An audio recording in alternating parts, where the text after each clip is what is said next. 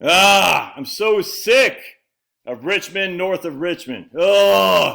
It's probably the most embarrassing song I've heard in a long time. I'm over it, man. All right, so we're going to look at some of the lyrics and just say, I can't believe in this modern era, people are still griping as if it's freaking 1970s. All right, so I'm going to share with you a couple books. This book right here. West from Shenandoah, a Scots, we call it, it's not Scotch, it's Scots. A Scots-Irish family fight for America, 1729 to 1781, by my man Thomas Lewis. Lewis is a pretty big lib.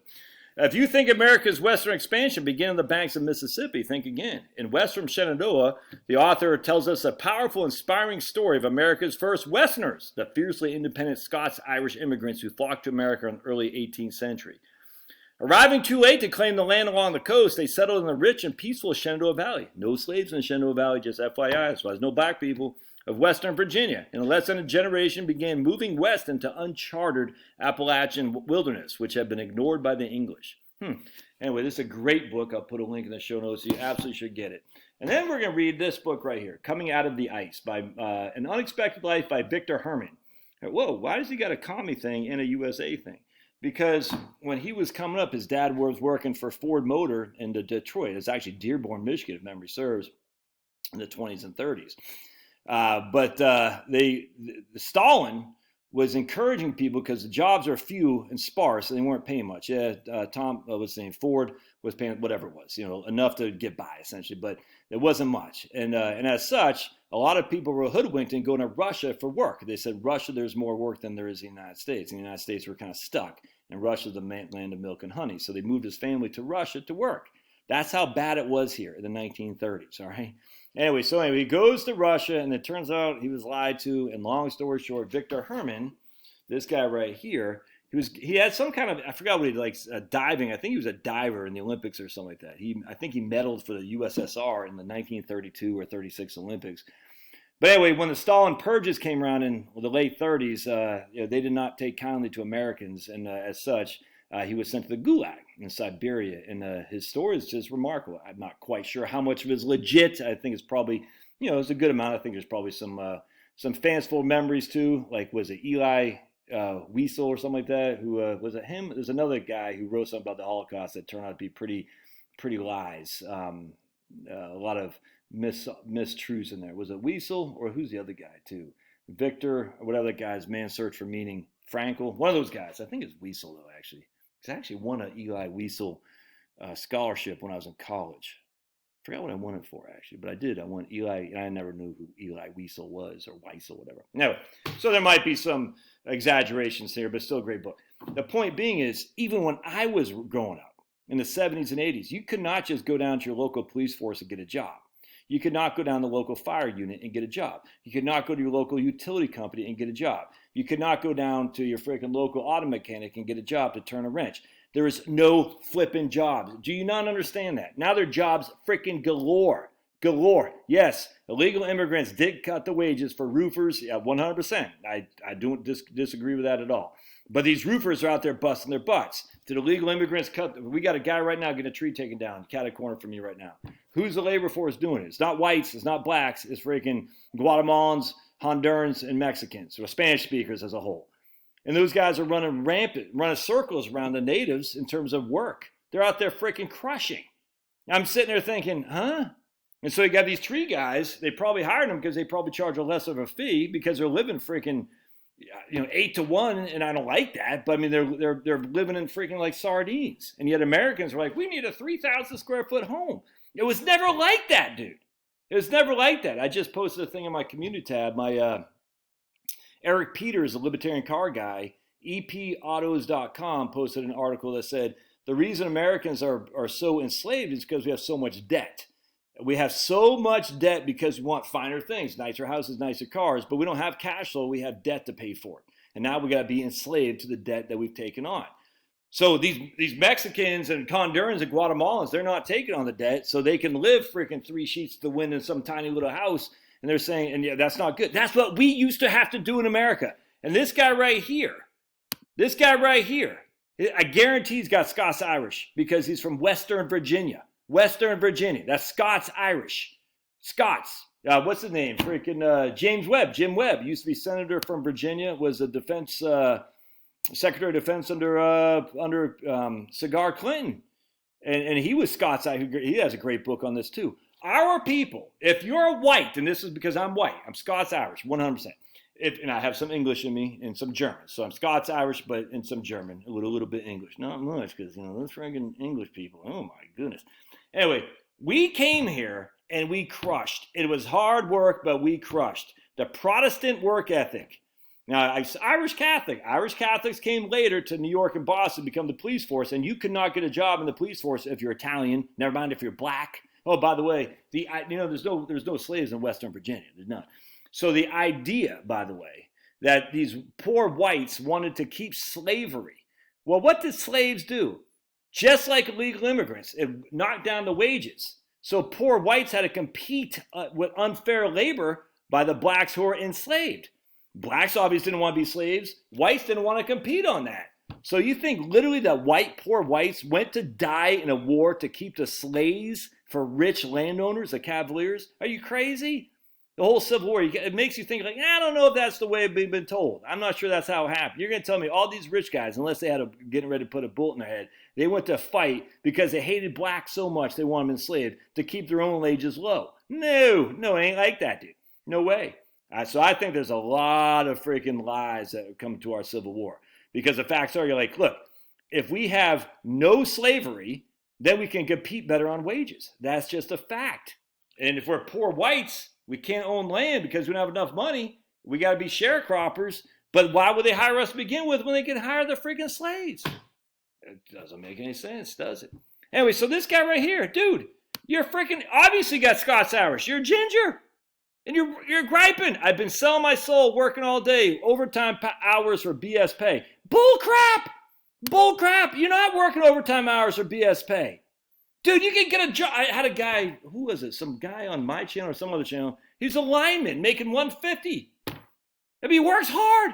It's risky. It's a dangerous gig. But he's not working overtime hours for BS pay. What are you working at Marshall's? Stacking boxes at Marshall's? I mean, there's nothing wrong with that. In the old days, work used to mean something for Americans. You go out and you bust your ass and you work. So he's like, I'm working, busting my ass. What do you say? Busting my ass for BS pay or something like that. Never heard that line before. What do you think here? What's that guy? Arlo Guthrie or Woody Guthrie or some commie? Like, dude, there were no jobs back in the day. I guarantee you right now, you can walk to any auto mechanic shop and say, I'm willing to learn. They'll say, here's a wrench. Get your hands dirty. We're ready to rock and roll. Guarantee. I got a guy who's a client of mine right now. He already paid me my annual review fee. I'm waiting for him to call me because we got a review. He's so freaking busy. My man, I don't want to say his name, but he's freaking Harley. Harley's freaking crushing. He's so busy, he can't take an hour out of his day to talk to me about redoing his financial plan. You know, he's already paid me. That's how busy this guy is. He's crushing. I guarantee if we ask Harley, are you at need for labor? He'd say, yeah, as long as they show up on time and they don't do meth. Crazy. So he's like, I'm working all for BS pay. So what you're saying, when Trump was president, there was no BS pay? And it's not this guy. I got some Trumpers, and you know who you are. You know who you are. Like, he's spewing. And then we got these, I can't believe I'm agreeing with the National Review. Ugh. The National Review is, Bill Buckley is a CIA prompt plant for sure. Ugh. Look, I fell for it from 93 to 2016. I had a subscription to National Review until they went anti-Trump. Oh, you like Trump? I don't like Trump that much, but who else are we going to vote for? Vivek? I mean, Christie? I mean, DeSantis, he should have waited, man. DeSantis should have waited. I'm not voting for Sniffy Joe. Certainly not voting for RFK. You can't cheat on your wife 37 times in 1 year and write about it, and then your wife kills herself and have me say, yeah, you might have changed. More power to you. We all changed, but I certainly don't want you president. I'm sorry. That's just not, no, I ain't having it, dude. Anyway, so I can sit here and waste my life away. So it doesn't sound like you're working all hours of BS pay, and then you turn around wasting your life away so you can drown your troubles away. That seems like that's kind of weird. You're wasting your life away, but you're also working overtime hours of BS pay. It's a damn shame what the world's gotten to for people like me, people like you. Wish I could wake up, it's not true. Yeah, you wish you could wake up and not true. What, back in the 50s when we didn't have air conditioning? Back in the 50s when you had tiny little box houses? Back in the 50s when basically that was the beginning of the 30-year mortgage? So a significant portion of people did not even own their own homes. They were renters. Back in the 50s, we had privies. You know what privy is? It's an outhouse. Read my book. I don't have it up here. I thought I did. Read my book, Relax and Retire. Back in the 50s, where you could not buy ribeye, you could not buy. Back in the 50s, okay, yeah, okay. Back in the 50s, yeah, right. The 50s were so great, yeah, because you worked 30 years, you had a pension guaranteed. Why? What made ERISA? What caused ERISA? The Employee Retirement Income Securities Act. What caused that, people? Those are the private pensions that that went kaput. So you work 30 years and now you have no pension. Oh, that's great. Yeah, that's great. I'll take a 401k any day of the week because I own my own money. I don't have to rely on some freaking corporate shenanigan. All right, let's see. Living in a new world with an old soul. Oh yeah, because all the people and the new world is so bad compared to the way it was in the old days. I just is so. Oh my goodness, I can't take it, dude. It's nuts. Look at this guy. He's not without, dude. He's not suffering for food. Lord knows they want to have total control. When did they not want to have total control? Are you not? You don't know your history. That's the thing. People don't know their history. Are you not familiar with Eugene Debs? You know who Eugene Debs was, their guy? You know Eugene Debs? He went to jail for protesting World War I after Woodrow Wilson ran saying he would not get us involved in World War I. Eugene Debs went to jail. They had him sentenced for 10 years. I think he served 3 and they let him out. Oh, you know what happened with the Rockefeller clan, by the way? They killed Union members and their wives and children in someplace in Colorado. I'm drawing a blank what it's called. They shot them down because they're protesting for higher wages. The Rockefeller clan killed them. In 1912, 1911 or something like that. Why do you think the Rockefeller Foundation came along? Oh, because they wanted to make the Rockefeller name dragged out of the mud and make it look good. Oh, but no, it's so bad now. They never wanted control before. It was free. Are you freaking crazy? By the way, what do you think happened in 1913? Just while I'm thinking about Woodrow Wilson. 4 systems came into being in 1913. Want to guess? The FBI, the Federal Reserve Board, the Federal Reserve Act, the FBI, the IRS, and the ADL. Coincidence? I think not. All right, let's keep going here. I wish politicians would look out for minors and not just minors on an island somewhere. Okay. So, do you really want politicians looking out for you? You know what a politician is? He's a mercenary. He's going to sell his soul to the highest bidder. So if he's looking out for you, he'll look out for you until he does not. Why do you think the politicians are not looking out for Maine lobstermen right now? You know why? Because the Big Win has more money than Maine lobstermen. Maine lobstermen is the epitome of a mom and pop shop. All right. Mom and pops, Maine lobstermen, and they're getting beaten down by wealthy interests from California trying to put them out so they can put big wind turbines out in the Atlantic and North Atlantic. It's freaking disgusting. Politicians will look out for you until a higher bidder comes. Oh, they'll talk a good game. Don't get me wrong. Janet Shills, the Maine governor, and their 2 stupid freaking senators up there. Susan Collins didn't even have the guts to show up at a meeting one time when the lobstermen were talking about this. At least Angus King did. Angus Young is a guitarist, right? Yeah, for AC/DC. At least, but he's fake. They're all fake, dude. You don't want politicians looking out for you. You want politicians staying the hell away, leaving you alone. I get it. They're never going to do that. I get it. And so I kind of agree with that sentiment to some regard. I don't, the politicians need to take care of us. I want politicians leaving us alone. We got folks in the street ain't got nothing. There's no one out here with nothing to eat, dude. Obesity and diabetes are the biggest concerns in the United States. I hear all this time, like, we have hunger. We don't have any hunger. Give me a freaking break. I do agree with this and the obese milk and welfare. And that's where everyone's like, oh, it's racist. Oh, God, everything. Dude, if you're not being called racist now, you're not trying. So right here. Well, if you're 5'3" and you're 300 pounds, taxes ought not to pay for a bag of fudge rounds. I don't know what a fudge round is, but okay. It rhymes, so that makes it good. All right, I agree with that, what I'm saying. However, young men are putting themselves 6 feet in the ground because all this damn country does is keep kicking them down. Does a country force you to get on meth? Does a country force you to look at porn on the internet? Does a country force you to sit in your mom's basement? The country? I'm sick of this crap, dude. I'm so sick of it. Like, the country's not doing enough for us. We need some JFK. What have you done for the country? What have you done? There, Oliver Anthony or Anthony, whatever the guy's name is. The Lord knows when you think you, okay, anyway, because your dollar ain't crap and it's taxing no end. I guarantee, okay, so his dollar's taxing no end, even though he's making BS pay. Their guy, you're not paying probably anything in the state of Virginia. We'll say 3% in the state of Virginia. You're probably paying 10% to the feds and 7% in FICA taxes. All right, so you're paying 20% tax. Tax on no win. Give me a flipping break. I bet you're not even paying 20% tax, frankly. I bet you're not even coming close to that. Give me a flipping break. It's just whiny. What whiny? I want the government to take care of me. Ugh. It's so embarrassing. So you're griping about not making any money, but then you turn around and saying you're taxing no win because the rich men of north of Richmond. All right. What else do you say here? I guess that's it. Where does he say tax and no win? We're down here someplace. Hold on a sec. By the way, the dollar's not worth anything. I saw this.